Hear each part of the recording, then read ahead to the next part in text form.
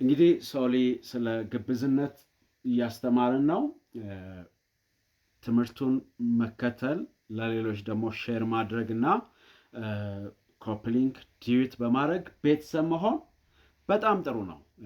ማለት የምንገነባበት የምንታነጽበት ህይወታችን የምናስተካክልበት ትምህርቶችን ስለምታገኙ ይህን እናሳስባለን።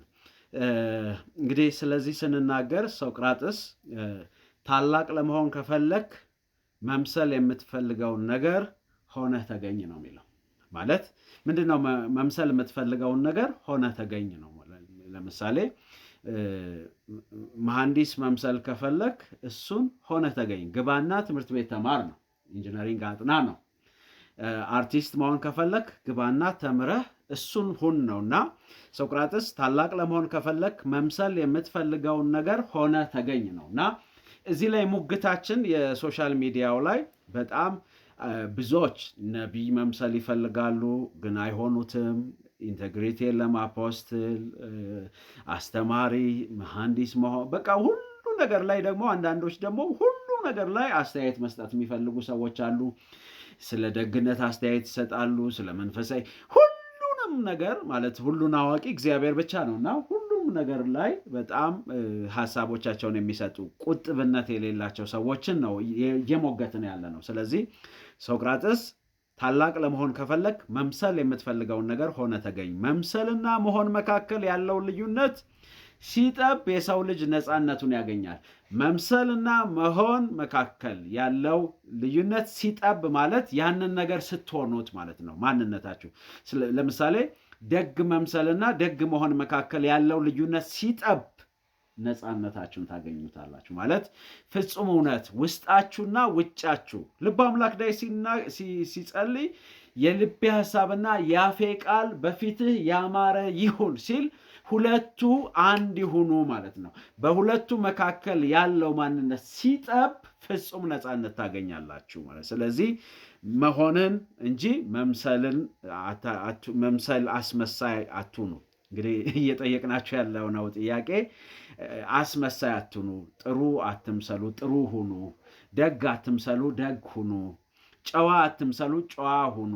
ሩሩ አትምሰሉ፣ ሩሩ ሁኑ እያለን ነው ማለት ነው። ደግ መምሰል ሳይሆን ደግ መሆን፣ ሰጪ መምሰል ሳይሆን ሰጪ መምሰል፣ አስተማሪ መምሰል ሳይሆን አስተማሪ መሆን፣ አፖስትል መምሰል ሳይሆን አፖስትል መሆን። ምንድን ነው አፖስትል? አንድ አፖስትል ነኝ ነቢይ ነኝ የሚለው ሰውዬ ጨካኝ ሆኖ ሰውን ሲገድል ሰውን ሲዘርፍ ስታየው ሁለቱ የማይገናኝ እና በመምሰልና በመሆን መካከል ያለውን ነገር አጥብቦ ነፃነቱን እንዲያገኝ እንዲላበስ እየመከረን እያስተማርን ነው ማለት ነው። እሺ፣ ስለዚህ ቅንነት ወይም ሲንሰሪቲ የህይወታችን ግብዝነት እሴቶቻችንን ከሚያጠፉ ነገሮች ግብዝ መሆን፣ ቅንነት ማጣት፣ እነዚህን ነገሮች እያጠፋን ቅን ማለት ፍጹም መሆን ማለት አይደለም። ቅን መሆን ማለት በልብ ውስጥ ያለ የትህትና ማንነት ማለት ነው። ስለዚህ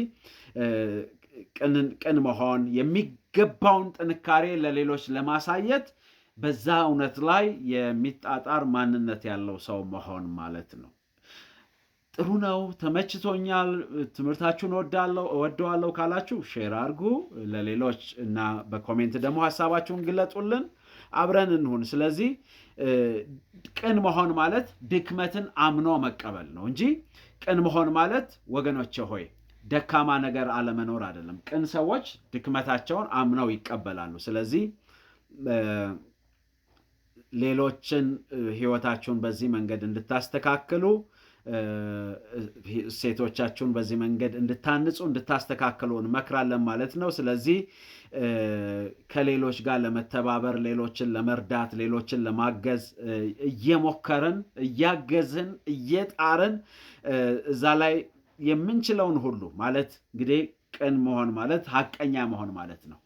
ስንደክም ደክመናል፣ ሲያቅተን አቅቶናል፣ የማንችለውን አንችልም፣ ያደረግነውን አደረግን እና ደግሞ ስንሰጥ ሰወር ያለ ለሌሎች ለታይታ ለማስመሰል ሳይሆን ጤናማ የሆነ የህይወታችን ስርዓት ይሆናል ማለት ነው። ስለዚህ ሐቀኞች እንሆናለን። የተሻሸቀ የተደበቀ የምናታልለው የምናጭበረብረው በሰው ፊት ሲያዩን ሳያዩን አንድ አይነት ነው የምንሆነው ማለት ነው። ወጥ ሰው ነው የምንሆነው ማለት ነው። ሰው አየን አላየን፣ ተመለከተን አልተመለከተን፣ በየትኛውም ቦታ አንድ አይነት ሰው ማለት ነው። ይሄንን ስብዕና የተላበስን ሰዎች እንሆናለን ማለት ነው። ስለዚህ ይሄ ግብዝነት ወይም ግብዝ መሆን አሳዛኙ ሁኔታ ወይም መራሩ ሀቅ በዓለማችን ላይ ያለው የሚታየው ሁኔታ ሰዎች ስለ ሰብአዊነት ሊያወሩ ይችላሉ። ሰብአዊነትን ግን ሲሰማቸው ወይንም ደግሞ በተገቢው ቦታ ጤናማ ሰብአዊነትን ሲያሳዩ ላናያቸው እንችላለን። ስለ ሰብአዊነት ግን ሊያወሩ ይችላሉ። ወይም ደግሞ የሰብአዊ መብት ተሟጋች ዋና ጸሐፊ ሊሆን ይችላል። ሰብአዊነትን የማሳየት ቴንደንሲው ግን ደካማ ሊሆን ይችላል እና ማውራት ወይም መደስኮር መናገር ብቻ ሳይሆን መኖር ማለት ነው። ማውራት ብቻ ሳይሆን መኖር ማለት ነው። ስለዚህ ማውራት ላይ ሳይሆን መኖር ላይ ትኩረት ማድረግ መቻል አለብን ማለት ነው። ሴቶቻችን ባዶ ቃላቶች ወይም ዲስኩሮች፣ ተከታታይ ቃላቶች፣ ተከታታይ ንግግሮች መሆን የለባቸውም። የህይወታችን መርህና የህይወታችን ዝንባሌ ልንኖረው የምንፈልገውን ማለት ነው። ስለዚህ ስለ ጦርነት አስከፊነት እያወገዝን ወይም ስለ አካባቢ ጥበቃ የሚቆረቆር ድርጅት አካባቢን የሚበክል ምርቶች ለምሳሌ ሲጋራን ቢያመርት በጣም ተቃራኒ ነው። ስለ አካባቢ ጥበቃ የሚቆረቆር ሰው አካባቢን የሚበክል ነገር ስለ ጤንነት የሚያስተምር ሰው ደግሞ ሲጋራን ቢሸጥ፣ እንደነዚህ አይነት ነገሮች በጣም አስቸጋሪና ግብዝነት ያለባቸው ህይወት ስለሆነ ዓለማችን ደግሞ በዚህ የተሞላች ነች።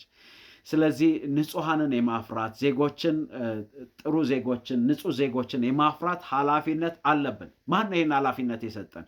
ይሄን ኃላፊነት ያገኘነው በመፈጠራችን ምድር ላይ በመፈጠራችን እግዚአብሔር ይሄንን አደራ ሰጥቶናል። ምድርን እንጠብቅና እንንከባከብ ዘንድ፣ ትውልዱን እናንጽ ዘንድ፣ ጤናማ መንገድን እናሳይ ዘንድ ይሄ የሁላችንም ኃላፊነት ነው ማለት ነው። ስለዚህ ስለ እግዚአብሔር ስለ ጽድቅ የሚያስተምረው ሰው ገንዘብ ወዳድ ሆኖ ወይም ደግሞ የሰው ገንዘብ ሲዘርፍ ሲያታልል ማለት መንፈሳዊ ነኝ ብሎ ህዝቡን ሰብስቦ ሪል ስቴት ሲገነባ ወይም ደግሞ በሰዎች ገንዘብ ለምሳሌ ወንጌል ሰብካለው አስተምራለው ስለ ወንጌል ብሎ ገንዘብ ሰብስቦ ሪል ስቴት ሲሰራ ወይም ደግሞ ዘይት መጭመቂያ ሲከፍት ማለት ነው። ወይም ደግሞ ውሃ ማጣሪያ ከፍቶ ሳምቲንግ የውሃ ስም ሰይሞ ውሃውን በንግድ ሲያጧጡፍ ማየት ይሄ ግብዝነት ነውና ሰዎች በሚሸነፉበት ስም እግዚአብሔር ሲባል ሰው ሁሉ ይርበደበዳል፣ ይሸነፋልና ሰዎች በሚሸነፉበት ስም መጥቶ የሰዎችን ኪስ መመዝበር፣ ማታለል፣ ማጭበርበር የተሰጠውን ለእግዚአብሔር ቤት ግንባታ፣ ለእግዚአብሔር ቤት ስራ፣ ለወንጌል አገልግሎት የተሰጠውን አደራ ለግል ጥቅም ማዋል፣ ማታለል፣ ማጭበርበር፣ ማሳሳት፣ የሰዎችን ገንዘብ መመኘት፣ የሰው ኑሮ ውስጥ ጣልቃ ገብቶ በሰው ትዳር መካከል ጸብን ለመፍጠር መዳከር፣ እንግዲህ የአገልጋይነት ስም ይዞ ማለት ነው። ኢንቴግሪቲ የሌለው፣ ጨዋነት የሌለው፣ ስነ ምግባር የሌለው፣ የሞራል ልዕልና የሌለው ነገር ግን እግዚአብሔር የሚለውን ስም ጮሆ የሚጠራ ማለት ነው። ስሙን ሲጠራ ግን ድምፁን ኮርነር እግዚአብሔር ደስ ይላል እያለ ድምፁን ሊያጎረንን ይችላል። ግን የማይኖረውን የህይወት ስርዓት በመደስኮር ወይም በመስበክ ለማሳመን የሚያደርገውን ጥረት ተው እያለን እያስተማርን ነው። ወይም ተይ እያለን ከግብዝነት ውጡ፣ ጤናማ የሆነ ስርዓት ይኑራችሁ፣ ግብዝነት እሴታችሁ አይሁን። ስለዚህ ለሰው ልጆች የሰው ልጅን የወደፊት ተስፋ ጭምር አናበላሽ፣ አናጥፋ፣ አናጨንግፍ። ለታመሙ ሰዎች ጤናማ ፍቅርን፣ ጤናማ ፈውስ እንዲያገኙ የምንችለውን ሁሉ እናድርግ ለማለት ነው ማለት ነው ትምህርታችን። ስለዚህ ከግብዝነት የጠራ ህይወት፣ ግብዝነትን ከህይወታችን እናርቅ። ቅድም እንዳልነው ሶቅራጥስ እንዳለው መምሰል የምትፈልገውን ነገር ሁን። ታላቅ መሆን ከፈለጋችሁ ይሄንን ሁኑ። አገልጋይ መሆን ከፈለጋችሁ አገልጋይ ሁኑ። እውነተኛ አገልጋይ፣ ለሰዎች ሸክም የሚሰማው፣ ወንጌልን በንጹህ የሚያስተምር፣ እንቅፋት የማይፈጥር ትውልድ እንድትሆኑ እንመክራችኋል። ደግሞ ስለምታስተምሩት ነገር በቂ እውቀትና መረጃ ይኑራችሁ። የተዘጋጀ ማንነት፣ መልስ ለመስጠት ብቁ ማንነት፣ የሚያጠና የሚያነብ፣ ቃሉን የሚያጠና፣ በእውቀት የተሞላ በጥበብ የተሞላ ሰው እንድትሆኑ እንመክራለን ማለት ነው። ተከተሉን፣ ቤተሰብ እንሁን፣ ፎሎ አድርጉ። ጸጋ ከእናንተ ጋር ይሁን። በረከት፣ ሰላም፣ እረፍት ለእናንተና ለቤታ